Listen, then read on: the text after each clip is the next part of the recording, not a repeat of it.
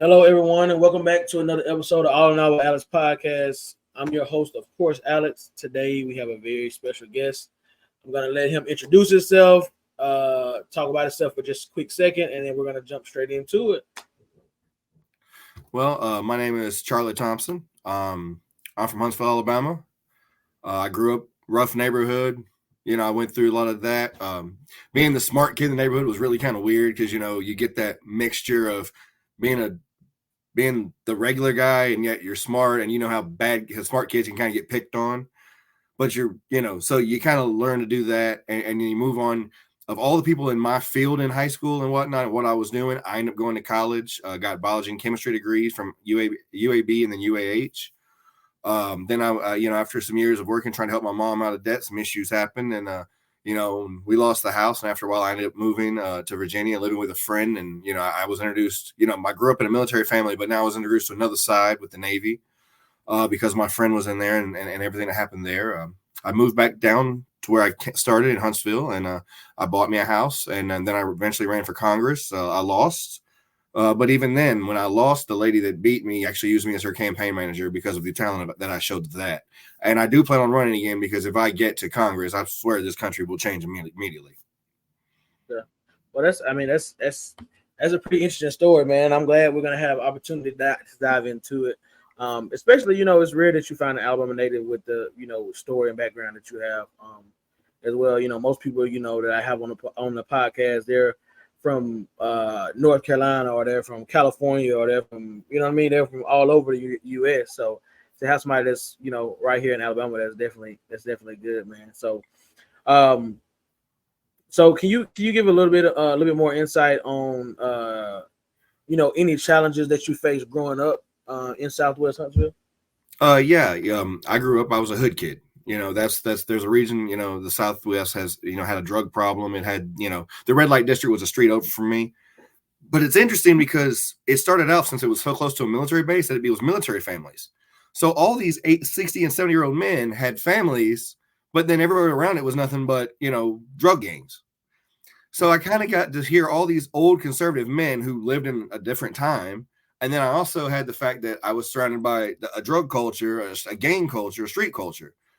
And, the first time I sold anything to get somebody high was 9 years old.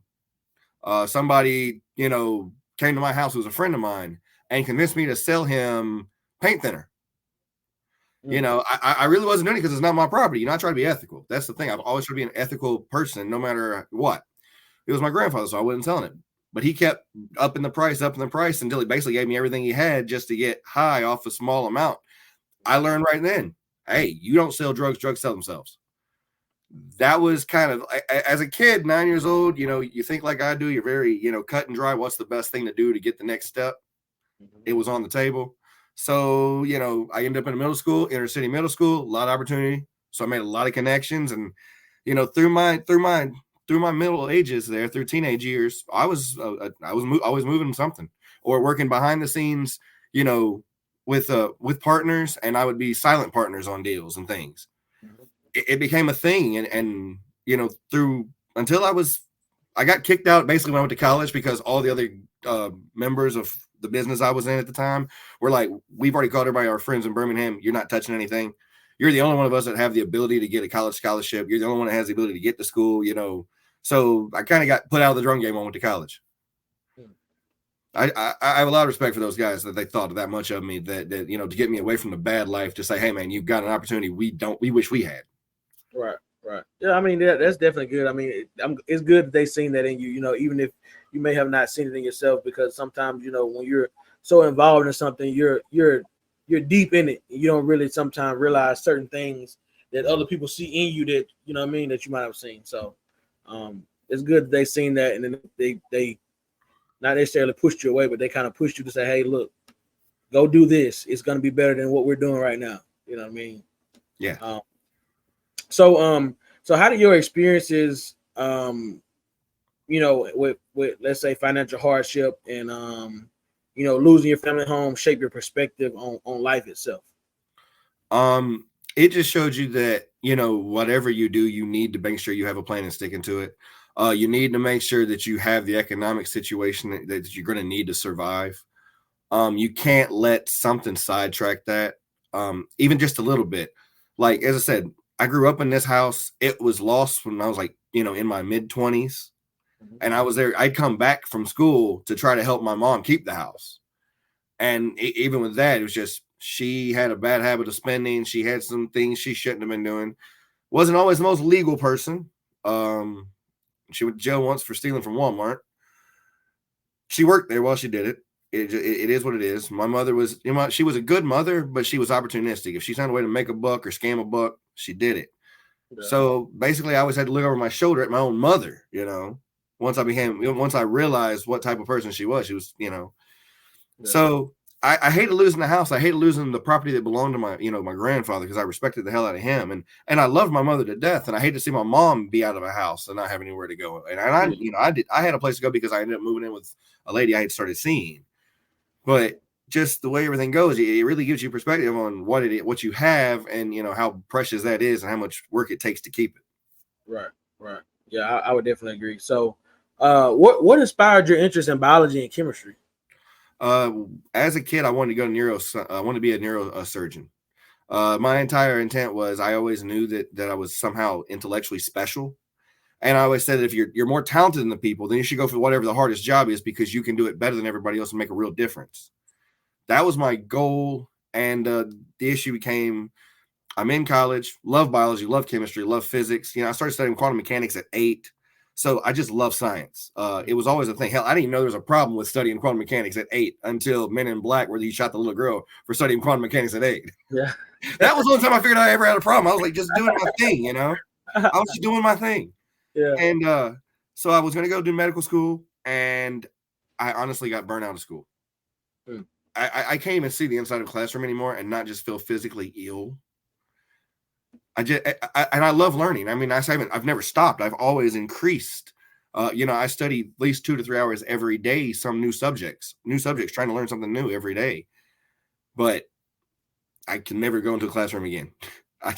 Maybe if I go teach it or something, but I can't go in there and learn. It just it's messed with me now. Yeah, I mean, you do something for so long, you a lot of times you get tired of it or burnt out. You know what I mean? So like getting up. Oh, excuse me. Like getting up and going to work every day. I mean, I know I'm burnt out on it. I'm like, man, why do I have to have a job, man? I just need to run my business full time and be all right. I can be on my own time. You know what I mean? So there's a lot of things in life you can get burnt out on pretty quickly. So can you talk about any insight or anything that you learned whenever you moved to Virginia Beach, as far as maybe like the Navy? Yeah, I kind of basically, I grew up in an Army family myself. My grandfather and his brother were both Army, both retired 29, 30 years, long term. My best friend from Birmingham that I met in college, he went up there to go join the Navy. That was where he was stationed, and he was getting out after 10. That was his plan. And I was living with a woman, and I was going to move on the coast. I wanted to go live on the ocean, so, and our lease was about to be up, and her parents and family all was from California. We go live in LA with them. But me and her broke up, and I hit my boy up, and I was like, why don't I come live up there with you? You live at Virginia Beach. He's like, yeah, it's perfect. Because then I can just, instead of you living at this house, because my friend's about to sell it, you come up here. He's already said, if I talk to him, I'm sure you can crash.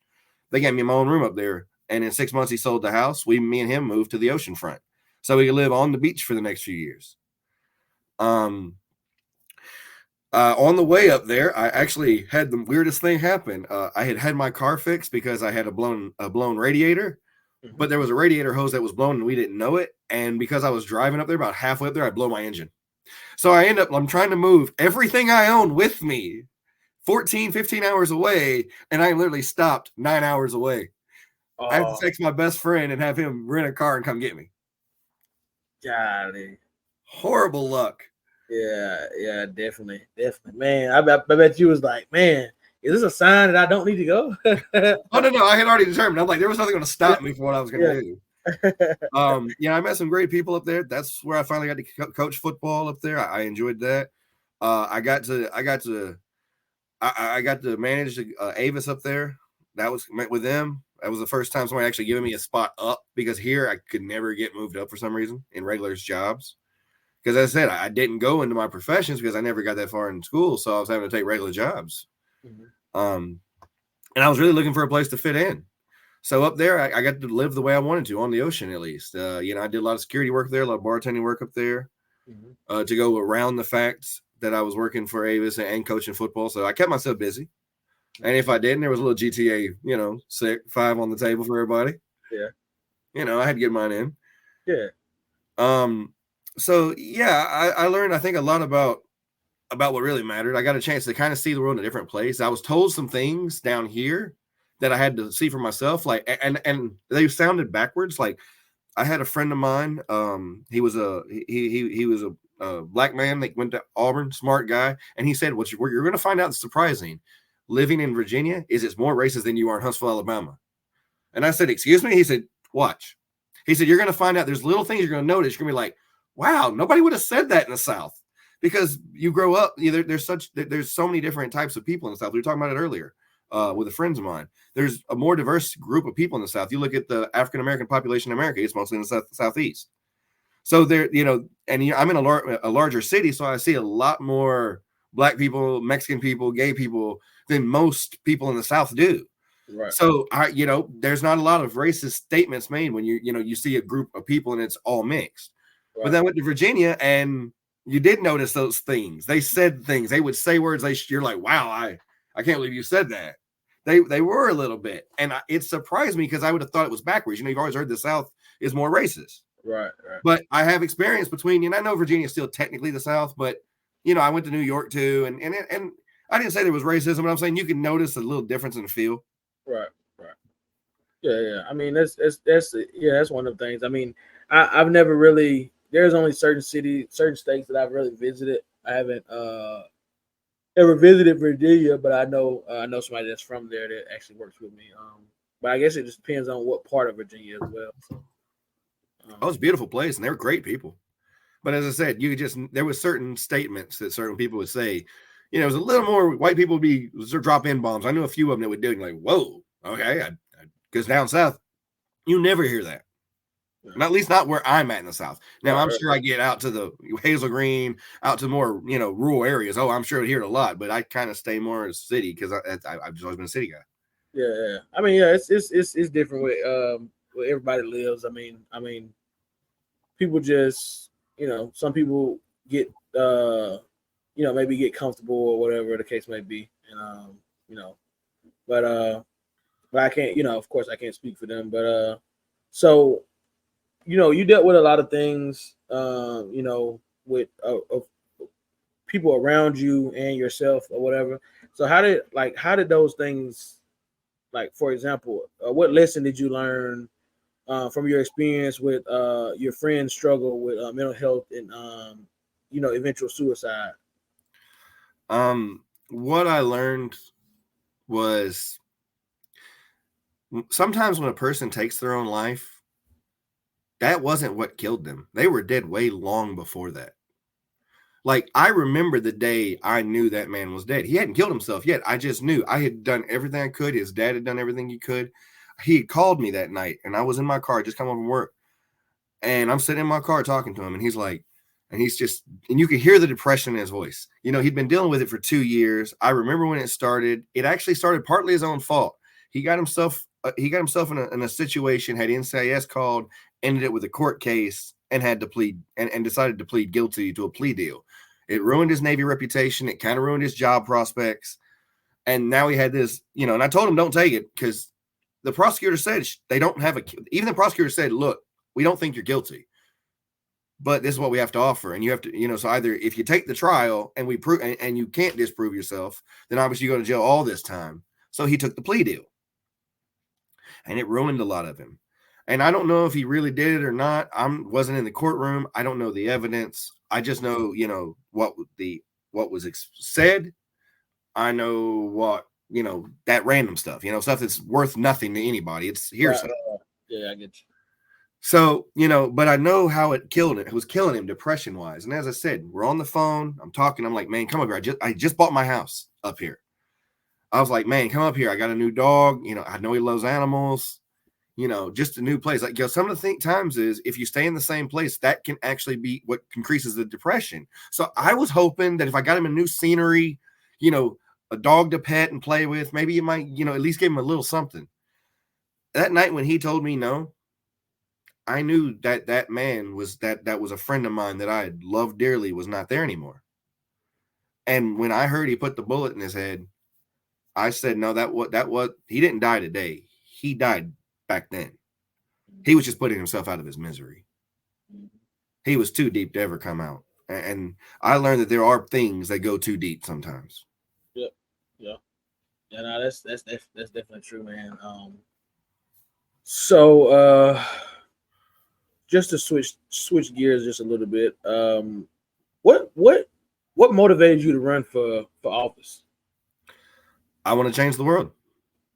Like as I said, I didn't go to schools, right? I didn't finish my school that I wanted. So what have I done? I've basically said I've been studying. I've been studying philosophy, psychology, everything I can think of, how all military history works. I've studied battles upon battles upon battles. I've looked at everything you can think of on how to run, how to talk to people, how to run for things, how to run a country, what are the ideas, what are you trying to accomplish? Basically, I just looked for all the answers. For me, I don't look at it as my idea is this or my idea is that. I'm looking, okay, here's the problem. What is a solution that fixes that problem with the most amount of pros and the least amount of cons? Mm-hmm. And I realized I had a lot of those answers. And I realized that because of the fact I grew up in an area that's so diversified, I grew up and I went to a Christian school, because my parents took me out of inner city schools because they thought if I took me away from the drugs, I wouldn't be dealing them. But now it's like, oh, you just gave me new customers. But now I'm with Christian white people, MAGA territory, Republicans. And I grew up inner city, more minorities, more differentiation, more likely Democrat. And I realized I can talk to everybody. I understand what everybody's going through. I understand what everybody's complaining about, what all their problems are, and I know how to fix all of them. So I know, when I saw Donald Trump, I'm like, if this dude, who is literally the exact opposite of me, and if anybody gets mad at me for saying this, that's on them, because he's a freaking moron, and he thinks he's the best thing that ever existed. Well, I am that smart. I am that good, and I will do my best to prove it to this world. That's what I want to do. If that bum can find a way to get there, then why can't I? I'm smarter than he is. I'll try harder than he will. Yeah. And I know how to get people to follow me. I went into a Republican group, the only Democrat in the room, all Republicans, all against me for the same position. The whole room was Republicans. Every single person came and talked to me before they went to the Republicans. Even the other candidates said if it comes down to Dale Strong, which was the guy they were expecting to win the Republican nomination, and me, every one of them would vote for me. I was winning over Republicans to the point that I saw them a week later, and they were running up and hugging me. I can win anybody, and I just want the chance to show the world that I have learned what to do and how to fix this world and make it right. Like, I know what to do. I'm willing to I'm willing to go there and fight, and I know how to do it. People are like, oh, what are you going to do? They're sharks. They've been businessmen. They've been scamming everybody for years.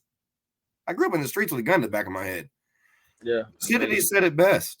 It's not, most men are about the same. The difference is how savage the school. Donald Trump went to $1 billion school, Penn, and daddy bought his grades, so he never put any effort, so he's not good at business. I had to learn business or get a bullet in the back of my head and thrown in a hole in the ground, which means I had to be really freaking good at business to survive.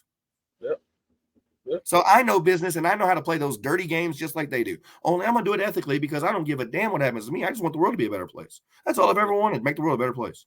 Yep. And that's a different way to put it. You probably can ask 1 million people that same question, and you'll get 1 million different answers. Absolutely. So let's do this. So how was your grandfather's influence and his emphasis on continuous learning? How did it help shape your approach to life and personal growth? It's basically everything. I mean, I don't know what he was going through his mind. I know what he did to make sure he had, custody of me. I know what he did to get to where he had basically a control on my life. because, my mother, as I said, was not the best person, and he kind of knew that, and he found a way. I realized later he'd kind of kept her arms reins. That's why I didn't know until I was older exactly how bad she was, because he kind of tried to shield me from that part. He was the one that put the chip on my shoulder to where I had to learn. I remember a conversation, and everything in my world goes back to that conversation. I was 5 years old. I was in his office. He had this giant complex that he had, basically. He had a little office and he had his classroom, but then he had an entire room that was just robots, circuit breakers, all these big equipment, because he taught industrial robotics and electricity at Drake State Technical College in Huntsville. He was the only person in the entire state that's taught those classes. So he had to build the program. He had to write everything and get it accredited from the state. He had to pass it on the state school board. So he literally ran one department in the entire state that was his own department. Nothing could touch him. He was it. He was the boss. If you went and you did 4 years with him, you were guaranteed a job, $25, $30 an hour back then, $100,000 a year jobs now, guaranteed. Everybody that got through his class, he basically lined them up, and you're the first guy, you're getting the best job. And he would put them down line, knowing what companies needed what and how much they'd offer. He set his guys up. Well, he was a smart guy. He was a really smart guy. He'd been through 2 wars. He taught missiles in the military. He went to in the 70s. He went to a historically black college, Alabama A&M, and got his master's so he could teach college at a predominantly black school as a white man that was born in 1930 in Arkansas. So I had a guy who was already a person that didn't really, was really more of a universal type person. We're having this thing. He asked me, let's go home, because every Saturday we'd have to go. Every once in a while on a Saturday we'd have to go up there so he could do some work to catch up on the week, because he taught 7 a.m. to friggin' 10 o'clock every day, Monday through Friday. He says, time to go home. I come walking out of his other side. He has all this on one side, and the other side is just conduit and things to bend and things to play with and wires and whatnot. It's his storage area. Well, I come out of there, and he looks at me. He goes, is something wrong? I'm like, I've been thinking. He goes, what you were thinking? I was like, I don't think anybody in the world is like me. What do you mean? I've yet to meet anybody that thinks like me. Everybody just thinks so different of just the way I don't know why. He's like, what are you? I don't know. I'm a genius, I guess, or something. He goes, well, if you were a genius, you'd be 1,000 times smarter than me. I'm like, give me a second. I'm only 5. Wait 5 years. I got you. Oh, I had an ego. As a kid, I had a smart mouth and an ego, so it was coming. He's like, okay. I see what you're doing. Okay. Well, what are you going to do with it? I don't know, but I'm going to leave the world a better place than I found it. And he told me the rules then. He said, well, I'm going to tell you what's important. The only thing you got in this world is integrity. That's it. I was like, what about money? He says, can't take it with you. If you go to heaven, you can't spend it. If you go to hell, it'll burn right up. The only thing you got in this world is your integrity. So since I was 5, the only thing I've wanted to do is make the world a better place and have the most integrity, be the most ethical person that ever lived. And when you read the Bible, sadly, if you look at what the second coming of Jesus is, you're like, wow, it'd be a super smart, ethical person that has done everything he can to make the world a better place. That just wants to see, because that's what love really is. Respecting people, trying to treat people well because you respect them. And I just the world has always treated me nice because I'm 6'7", 275 pounds of evil. So everybody treats me super nice. And yet I see the same people treat other people who are smaller than them so bad. And I just want everybody to treat everybody how everybody's treated me.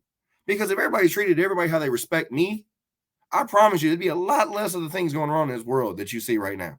I mean, 6'7", 270, 6'2", whatever you said. I mean, a lot of people may be scared to treat you any kind of other way. That's the point, though. See, that's the thing. It's the thing. That's what respect really is. The question that Machiavelli and everybody's always asked is, better be loved or hated? No, it's respected because it's both. Because the ones that love you aren't going to hurt you because they love you. But the ones that don't care or they're going to hurt you, they're bad people. They're, they some mental disorder or some reasoning. They are people that they don't love anybody. They don't even love themselves. So they want to hurt you because they want your power. Well, if they're afraid of you, they won't do that. But that's still under the umbrella of respect. That's true. That's true. I never looked at it like that, but that is true. That is definitely true. So can you discuss like your passion for sports and your experience coaching and mentoring young athletes? Oh, absolutely. I grew up loving football. I still love football. It's my favorite sport. Obviously, the NBA playoffs right now, I'm disappointed because I wanted Jokic to win, but I want to see Luka win. But I'm also got a friend who's a Boston fan, and I do like Boston. So I've got a lot of teams in the NBA playoffs. I'm like, man, I kind of want to see them win. Yeah. So I'm kind of strung there. NHL, I'm a Rangers fan, so we had a 2-1 lead right now. So yeah, I'm kind of on edge on that.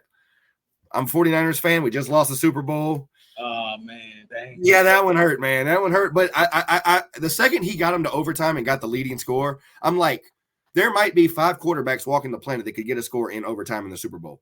You have one of the 5 elite quarterbacks in the game because he can get the job done in the brightest situation. Yep.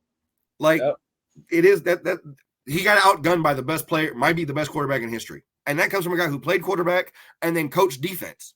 Yeah. So I know both sides of the ball. In fact, I know Shanahan's offense. I know the plays. I can write them down for you. And I know the Chiefs defense. I know how they play. I mean, on Twitter, I told you the score and I'm only like 1 point off or something. I even called how the Chiefs would win. I even said, Mahomes has the ball, last drive, we're up 3. He scores touchdown, they win. If he throws an interception, we win. That's how the game ends. And I said it'd be like 24-21. It was 23-20 or something. Dang, yeah. Dude, I called the New England Patriots losing the Super Bowl when they're in perfect season. I called it in week 17, the second they beat the Giants, because I said on the road and the Giants team I saw at the end, they were all smiling. They figured them out in that game. I saw it. You could see when they were about to hit another gear. The Mavericks when they beat the Lakers and then had that game against KD, I knew they were going to beat the Miami Heat then. They turned up another gear. It was a whole other team. The Pistons, the block that Tayshaun Prince got on Reggie, that team before that, watch how they play. Watch the team after that. You believe they were going to beat the Lakers if you saw. Yeah. I've studied this stuff and I played them all. Yeah. So when I was coaching, I would always use the same thing. I always figured, like, how would I want to coach me? And so I realize I'm real quick to realize that it's simple. Nobody cares how much you know until they know how much you care. My players know for a fact I'm going to put them above everything. They know for a fact I'm going to go to fight for them. You get on the field and go fight for me. You have to trust that I'm going to put you in the right place, and I got to trust that you'll execute. I'm going to teach you how to execute, and I'm going to make sure I'm studying that team to make sure I have you in the right places. That's right. I gain the trust of my players first. My players are the most important thing to me. Not my head coach, my players. I tell my head coach that. I'm like, you're second. My players are first. I came here for them. They're here for me. Yeah. That's right. So do you have maybe any specific strategies or habits that helped you overcome adversity? A lot of times it's the fact I don't feel stress. It's the fact that I don't feel those type of emotions. I'm kind of a genetic psychopath. So stress doesn't affect me the same way it does most people. Like big game situations, a lot of people fold under pressure. Mm-hmm. I have succeeded more times than failed. It's like you feel like Michael Jordan in the moment. Like, you're going to succeed. Like, it's weird because my brain doesn't ever do anything but just go, let's hit this shot and win it. Let's do this right now. This is our game right here. Game over. We're going to make it right here. I've called basketball games, bowling. I had to pick up a 4-10 split one time in a game of bowling to win it. And I said, you know what? I'm going to pick it up right now and make this money. I told him and then went and hit it. It's one of the most hardest splits. And I could do it just game on the line. I'll make it happen. I know that I won't feel the stress. And so I have the confidence that I'm going to get it done. I know I'm going to get it done because I know that other guy, all that stress, they're feeling it. Their head, they start twitching in this. Oh, my knees might knock a little bit. Like the physical parts, the chemicals still work on the body, but my brain's going, hit your line, we win. Throw this pass. They're in cover too. This is going to be wide open. You hit this right here, game over. I just did the job because I just knew. And I taught my players that. I'm like, if I teach you enough, you're going to know exactly where to be. If I show you enough game film and their routes, when he throws the angle, if you take that 2 steps in, you've got a free pick to the house every time. And if we teach you enough and get it set it enough that everybody understands what they're doing, when that play comes, you will see my middle linebacker strutting in the end zone with the football. They have to trust me to know that, and I have to trust them, and I have to teach them. doing that is the same thing I did for myself. The same thing that my coaches did to me. You know, I never liked those coaches that would just scream at you. Explain why I'm wrong. What did I do wrong and why? That way we can learn from it. If you're screaming at me, I'm just like, okay, don't do that again, but I don't know why. Right. You know, I want to do the right play. If my step was the wrong step, then I need to know that why I'm doing it. Right. Yeah, I agree. I believed always, you know, give your players as much information. They need to know why. Don't just show them something. It's got to be why, and then what you train them. And this came from Brick Haley. I went to a symposium with him, and he's a great defensive line coach at LSU and in Chicago Bears. He said, everything you do in a football field that you do in practice, you better make sure that there is footage on the film of it exactly working. Otherwise, there's no reason to do it. So every time he had a defensive drill, he would show the footage in the game of where that footage works. I need this step and why to be as efficient as possible down the line, or I need to do this for this reason. And sure enough, he showed that in his symposium. We talked about it for 30 minutes before and another 30 minutes after. And I made sure I put that in my players, that anytime I showed them something, I showed them exactly. I showed them the footage of see the time for this, or you know, whatever we're working on. If we're working on hand fighting, if we're working on, you know, foot placement or footwork, you know, no matter what we're playing. Quarterback, you know, making sure you're on time. Yep. No, I agree. So let's go with so what are your thoughts on the importance of community involvement and giving back? Oh, I'm all for it. You know, it's your community. It's your family. They may not be related to you, but your neighbors are your family. They're in this. If a tornado comes right down the street right now, it's probably not just hitting my house, you know? Right. Those people are going to be in the same boat I am. You know, sometimes I know them, and I admit sometimes I don't. But when you're doing community work, that's what you're doing. You're building your community. It's like not everybody does it, but I think it's a positive thing to be a leader and to be in community and working. You know, I really wish right now I had a little less of a schedule because I was doing more of it a few months back when I was able to than I am now. And I like helping. You know, it's nice to know that you see somebody's day a little brighter that, you know, might not have had, or, you know, and there's a lot of ways to do it. There's a lot of organizations that are looking for help, looking for volunteers, looking for people just to come and lend the ear. You know, there's so many ways you can help people nowadays. And I always think it's good because, you know, you build camaraderie. Hell, there's an idea I have because, you know, we talk about gun safety in this country where I want the police to be a part of this. You know, with gun safety, it'd be nice to have a system where the police had to give everybody gun training. What would that mean? That means everybody that owns a pistol legally would actually know the police officers, and they would actually be able to talk about things. Think about it like this. We have these mass shooting situations, which are mental health issues, and the fact we have too many guns that are available. Reality, though, there's some things we can do that'll actually stop a lot of it that don't even involve guns, but all of it needs to be examined. Guns, not guns, all of it needs to be examined because this should not be an issue. We're the only country in the world that has it. Yeah.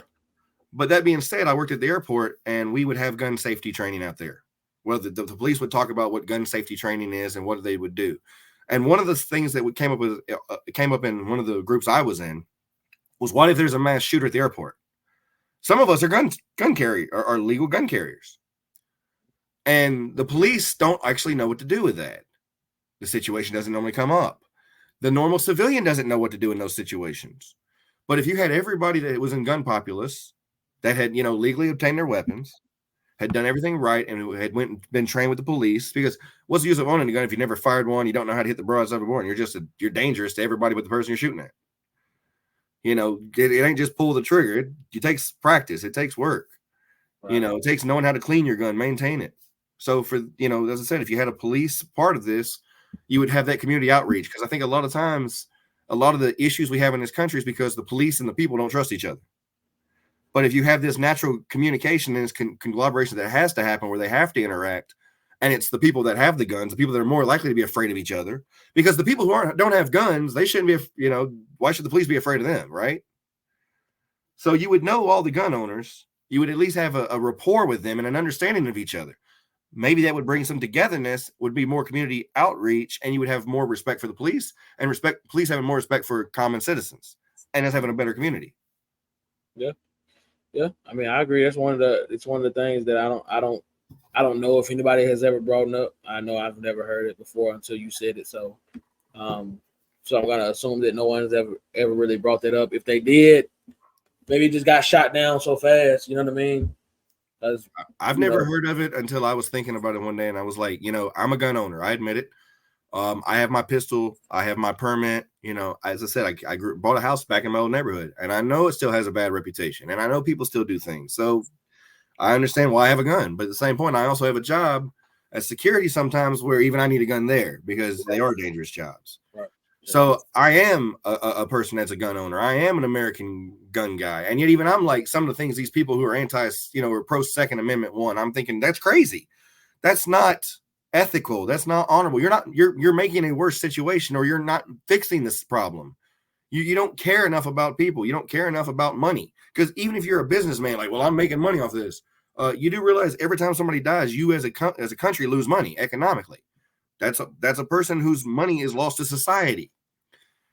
So you're actually economically hurting yourself just by greasing the wheels of a few people like the NRA and gun companies, feeding politicians to keep them to keep these things legal, where they can keep doing these bad crimes and hurting all these families.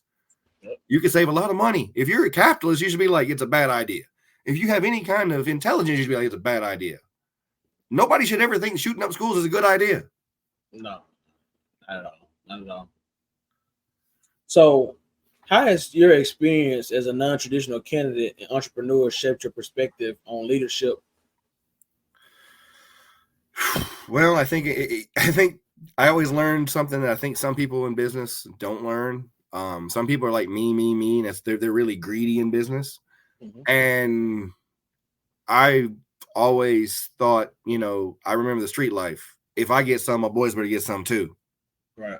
You eat, your people that help you eat. And so anytime I run a business, I usually go for fairer wages because I want to make sure that, I'm trying to eat on this business, but you working for me, if I can't afford to feed you too, then I shouldn't have this business. I shouldn't have you as an employee if I can't pay you enough to live. Like, it's that simple. I don't get, I could see small businesses maybe having problems if we had a living wage, but that should be, with any big corporation, that should be the standard, is a living wage, because you're making it easier on society on itself. If more of the working class had money, they, rich people don't buy things. They have all the things they need. Poor people buy things. Middle class people buy things, like there's a lot of things I love to fix in my house. I don't make enough money right now, but if we were making living wages, which means, most of society's wages would go up, not just the lowest. Like, imagine you're making $10 an hour and now minimum wage is 15. Your company's going to go to 15. No, they're going to have to go to 17 or 18. Otherwise, you'll go to McDonald's, make the same pay. Yep. They want to make sure that you're not competition somewhere else because they know they trained you for all these years. Yep. So they're going to have to go a little higher. People who negotiate, well, everybody went higher. My job was 60 grand last year. Well, now there's a guy making 60 grand who doesn't do this job. I should be making 80. Right. He'll get it. The negotiations goes up. So everybody gets a little more money. That would mean all those plumbers that, God knows how many people need to replace their pipes. All those people that have house issues, need carpenters, need electricians. Those people haven't been fixing their houses. We could, that would be a huge amount of boost the economy right there if you just took care of the people just for a little bit. Yep. I definitely agree with that. So, what advice would you give someone facing financial difficulties or struggling to find their path in life? With struggling your path, that's going to be, what do you want in your life? What do you want? You have to figure out what you want in your life, and you have to figure out what's important to you. I always say have a pecking order in life. Like, what do you want? And whatever you want has to have a place. If you're a Christian, you want God first, God has to be first. If you're a businessman and you want to make a lot of money, the money would have to be first. And then you'd have to have a pecking order. What's second? What's third? And you don't give up second. You don't give up first for second or second for third. Because you have to have a plan, and you're kind of, as I said, it doesn't have to be completely tight on the plan, on the pecking order. Mm-hmm. But the reality of the pecking order is it started the plan. If you want to get somewhere, you've got to have a plan and the effort to get there. You've got to put in the work to get there. Right. If you have a plan, but you don't put in hard work, it ain't going to happen. If you have hard work, but you don't have a plan, you don't have a direction, you're just going to be going everywhere. You won't get there. Mm-hmm. And then the first part was because that was about, going through hard times. Yeah, and the other part was, what advice would you give someone facing financial difficulties? Keep your head up. It's going to be difficult. Jobs are just not hiring. I mean, I live in a field right now. I mean, I live in Huntsville. People talk about, they rate it as a great state, great place to live. It's been making top 10 lists for the last 2 or 3 years as one of the best cities to live in. And I see places not hiring. I see people putting in 200-300 applications. So it's just going to get harder.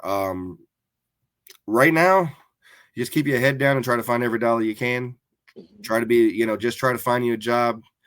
If you have to, find a way to live with somebody if you can. But you're going to have to just look. You have to look for survival first. And that's one of the difficulties with the economy the way it is. The big numbers are good. But since the companies haven't been paying and the jobs aren't as available as everybody says they are, it's kind of become an issue economically to a lot of people. Yep. No, I would definitely agree. So 2 more questions for you. How do you maintain a positive mindset and resilience in the face of the setbacks that you had and obstacles you've had in life? I just refocus. It's simple. My plan, it didn't work that time. Something happened, something came, but there's you just have to realign. My first thing is always get another job first.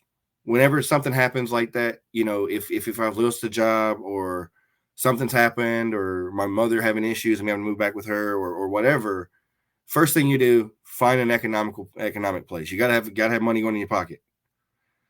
Then you can start building your plans. And with this one, the plan is until I go, I just want to get to Congress. I just want one chance to show everybody what I can do. Because once I show them, I'll be president. I know for a fact I will do the job that I say I'm going to do. And I will play the people that I have to play. I will play this game. I hate politics, but I love problem solving. And that's all I want to do. Okay. So since I know what I want, everything is about that plan. And lately, economics have been tough. I'll be admitted. If you're going to be a candidate, money's going to come. Money's going to be expensive. Money's going to run out your pocket. It economically hurt me. It just is what it is. It's not cheap. It's a business first. So that's what all this is. That's why I want to do more podcasts. That's why I'm trying to work on more social media. I want to build the presence where I can get and be maybe a guest on CNN or something. Because, I can, this is the same thing up there. This is the same thing on MSNBC, the same thing on ABC. This is it. Yeah. And I can do this all day and I'm good at it. And I just need to get myself out there. Yep. And for, it's cheaper probably. Yeah. And for people who are struggling economically, for people that want to be something, the people that, you got to do the same thing. As I said, I got a plan. This is the hard work. Showing people what I can do, showing the world who I am. And that's going to be the same thing everybody else. You could be the greatest boxer in the world, but if you're not fighting for the world heavyweight championship, nobody knows who you are. Yep. You got to be great and you got to have the platform to do it, to show it. Yep. But you got to put in that work to make yourself great. Yep. I agree. And actually, with that question, you actually answered my my other question as well, because the other question was going to be, what are your long-term goals, our aspirations, whether that's personally or professionally. And you kind of went into that a little bit, talking about, wanting to run back for Congress again and things like that. So, yeah, it's kind of a 10-year plan. If now, depending on what happens with this election and what's going to happen based on the dynamics of this country after this election with Trump, the arrests, all that, what happens, depending on who wins, it's going to change the political environment of this entire country. And, I'm still pushing. I'm still be working. I'm still trying to do podcasts for anybody that'll allow me. I'm doing everything I can because I know we're at the right time. Podcasting and YouTube and things like that are going to be building more people than traditional media have been. This is just the way it's going to go now.